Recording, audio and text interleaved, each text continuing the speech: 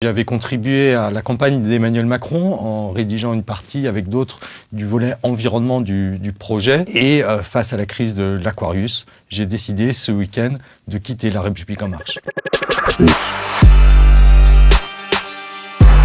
J'ai quitté La République En Marche parce que j'ai trouvé que le président de la République avait fait preuve d'un cynisme et d'un égoïsme rare en refusant d'accueillir l'Aquarius dans les ports français, alors même que le navire a frôlé les côtes de la Corse et se retrouvait à moins de 20 km du port d'Ajaccio, qui devait être un port sûr. Emmanuel Macron a qualifié lui-même les autorités italiennes de cyniques, ce qui est vrai, puisqu'elles devaient accueillir l'Aquarius. Mais le navire, avec 800 personnes à bord, y compris des femmes enceintes, des enfants, des adolescents non accompagnés, des mineurs, a erré pendant une semaine dans les eaux de la Méditerranée. Et alors que là, il était du devoir de la France d'accueillir ce navire. Il faut rétablir aussi quelques vérités.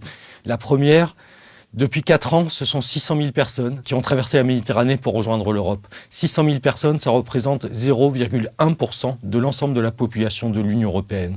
On est loin, très loin d'une vague, d'une submersion migratoire, comme Gérard Collomb, le ministre de l'Intérieur, a pu le qualifier. Deuxième vérité, les migrants sont en danger. Ils sont en danger de mort quand ils sont sur le territoire libyen. Il y a de l'esclavage, il y a du trafic de femmes, des viols, du trafic d'enfants, du trafic d'êtres humains. Il est de notre responsabilité d'accueillir l'ensemble des migrants qui veulent fuir le territoire libyen pour rejoindre l'Europe. Il y a également, troisième vérité, des centaines, des milliers de personnes qui en France se mobilisent, se lèvent contre cette politique migratoire. Je demande à Emmanuel Macron d'écouter davantage ces millions de gens qui veulent de l'humanité, qui veulent de la générosité, qui sont prêts à partager ce qu'ils ont dans leur pays pour pouvoir accueillir ceux qui sont dans la détresse. Cela ne va pas créer un appel d'air, c'est juste répondre et être en accord avec les valeurs qui sont celles de la France.